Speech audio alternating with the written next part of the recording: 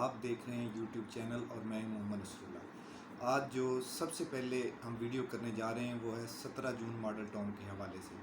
اس channel کی ایک خصوصیت یہ بھی ہے کہ اس میں ہم لوگوں کے لیے اور عوام کے ذہن میں ایک کویسچن مارک چھوڑ کے جائیں گے تاکہ لوگ چٹپٹی جو خبریں سنتے ہیں اور اپنے دماغ پہ اس قوم پہ بوجھ نہیں ڈالتے ہیں، وہ قوم سوچے کہ ایکچولی ہمارے ساتھ ہو کیا رہا ہے اور یہ گورنمنٹ، یہ ادارے اور یہ پارلیمنٹ، یہ سیاسی لوگ ہمارے ساتھ کیا کرنے کے لیے جا رہے ہیں۔ تو 17 جون کے حوالے سے سب سے پہلی چیز کہ 17 جون کے حوالے سے جب تک آپ ڈاکٹر طاہر القادری کو نہیں سمجھیں گے کہ ڈاکٹر طاہر القادری کون ہے اور یہ 17 جون کا واقعہ کیوں ہوا ہے، یہ سارے ابہام دور نہیں ہو سکیں گے۔ پہلی چیز، ڈاکٹر طاہر القادری کا میں آپ کو مختصر سا انٹروڈکشن کراتا ہوں۔ ڈاکٹر طاہر القادری جو 1000 کتب کا رائٹر ہے، 7000 سے زیادہ اس کے مختلف موضوعات پہ لیکچر ہو چکے ہیں، ریکارڈ پہ موجود ہیں، جو دنیا کے 100 سے زیادہ کنٹریز کے اندر ان کا تنظیمی نیٹ ورک اور سٹرکچر موجود ہے۔ اقوام متحدہ ان کو ریکگنائز کر چکی ہے۔ دنیا کا پہلا ایسا شخص ہے جس کی زندگی اور حیات میں اس کی تھاٹ پہ، اس کے ورکر پہ PhD ہو چکی ہے۔ اس کے علاوہ جامعہ مصر الازہر دنیا کی وہ یونیورسٹی ہے جہاں پہ آج تک کسی غیر اجمی، یعنی جو عربی سپیکنگ نہیں تھا، ان کی لکھی ہوئی بکس نہیں پڑھائی جاتی تھیں، ڈاکٹر طاہر القادری کی وہاں پہ بکس پڑھائی جا رہی ہیں۔ ٹیررزم کے حوالے سے امریکہ کے اندر ان کی بکس مطلب کہ ان کے سلیبس میں انکلوڈ ہیں۔ یہ اس کا مختصر سا تعارف ہے۔ اب آئیے کہ ڈاکٹر طاہر القادری اور نون لیگ اور اس وقت کے حالات کیا تھے جس کی وجہ سے نون لیگ کو یہ مجبوری بنی کہ انہوں نے یہ واقعہ، یہ سانحہ، یہ ایونٹ ہوا۔ پہلی چیز، ڈاکٹر طاہر القادری کے نواز شریف اور نون لیگ سے جو ٹسل ہے، جو دشمنی ہے، جو مخالفت ہے، جو مخاصمت ہے، یہ آج سے نہیں چلی آ رہی، یہ 1980 سے چلی آ رہی ہے۔ اسی طریقے سے ایک ٹائم تھا جب ڈاکٹر طاہر القادری اتفاق مسجد کے اندر خطبہ دیا کرتے تھے، اس کے بعد جب راہیں جدا ہوئیں تو ان کے آپس میں دوستی جو دشمنی میں بدل گئی۔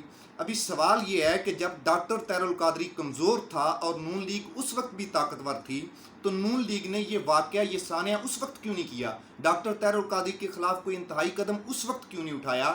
2014 کے اندر ایسی کیا مجبوری بنی؟ یہ پہلا سوال ہے قوم کے سوچنے کا۔ اس کا میں آپ کو جواب بھی دیتا ہوں کہ ڈاکٹر طاہر القادری کی جو ان کے ساتھ مخاصمت تھی، جو دشمنی ہے، جو ان کی مخالفت چل رہی تھی، وہ ایکچولی صرف نون لیگ سے نہیں تھی۔ یہ سلسلہ شروع ہوا 23 دسمبر 2013 کو، جب ڈاکٹر طاہر القادری نے اس نظام کے خلاف، اس سسٹم کے خلاف، موجودہ الیکشن سسٹم کے خلاف ایک مطلب کہ علم بلند کیا، ایک آواز بلند کی، لوگوں کو شعور دیا، آئین کے آرٹیکل پڑھائے۔ اس کے لیے اس نے 2 دھرنے دیے۔ اب جو ڈاکٹر طاہر القادری کی تھاٹ اور سوچ ہے، وہ ٹوٹلی طور پہ نہ تو وہ اسٹیبلشمنٹ کو سوٹ کرتی ہے، نہ وہ پارلیمنٹ کو سوٹ کرتی ہے، نہ وہ عدلیہ کو سوٹ کرتی ہے، اور نہ ہی کسی ادارے کو سوٹ کرتی ہے۔ اس لیے یہ وہ وجوہات ہیں جس کی وجہ سے 17 جون 2014 کا واقعہ وقوع پذیر ہوا۔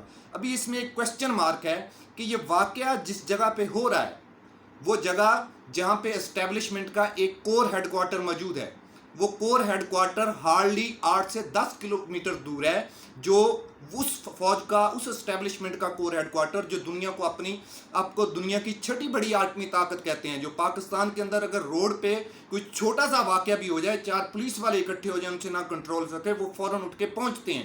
لیکن اس سارے سانحے کو تقریباً 12-14 گھنٹے گزر گئے۔ وہ اسٹیبلشمنٹ، وہ ادارے ملکی سیکورٹی کے ضامن، جو ملکی وقار کے ضامن، لوگوں کی حفاظت کے ضامن ہیں، وہ کہاں سو ہوئے تھے؟ اس سے ایسا لگتا ہے کہ سب اداروں نے اس وقت خاموشی تاری تھی اور نون لیگ کو یہ اجازت دی ہوئی تھی، آپ کھل کے کام کریں، ہم آپ کو نہیں چھیڑیں گے۔ اس کے بعد دوسرا بڑا جو اس کا ادارہ اس میں انوالو تھا، وہ ہے عدلیہ۔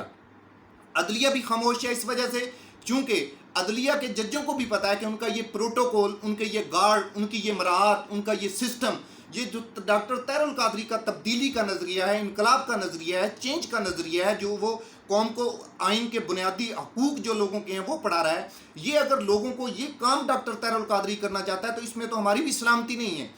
یہ وہ وجہ ہے جس وجہ سے پچھلے 7 سال سے ڈاکٹر طاہر القادری ہر عدالت کا، ہر ادارے کا، ہر جگہ کا دروازہ کھٹکھٹا رہا ہے، لیکن ان کی سنوائی نہیں ہو سکی۔ تیسری چیز ہے سیاسی لوگ، پارلیمنٹ جس کو قوم بولتی ہے۔ پارلیمنٹ کے اندر بھی وہ لوگ بیٹھے ہوئے ہیں۔ پارلیمنٹ تو انتہائی کرپٹ لوگوں کا ایک ٹولہ ہے، اس کے اندر تو بالخصوص وہ لوگ ہیں جن کو ڈاکٹر طاہر القادری کسی طریقے سے بھی سوٹ نہیں کرتا ہے۔ یہ وہ 3 چیزیں ہیں، 3 بڑے ادارے، ایک پارلیمنٹ، ایک جوڈیشری اور ایک اسٹیبلشمنٹ۔ انہوں نے اس واقعے پہ قوم اس کو سوچے کہ آج تک ایک سنگل لفظ کیوں نہیں بولے، اس پہ کوئی ایکشن کیوں نہیں لیا، اس پہ کوئی پروگرس کیوں نہیں ہوئی، آخر ڈاکٹر طاہر القادری کا قصور کیا ہے؟ اس کا قصور آئین کے وہ 40 آرٹیکل بنیادی ہیں جو وہ قوم کو باور کرانا چاہتا ہے۔ بہت شکریہ۔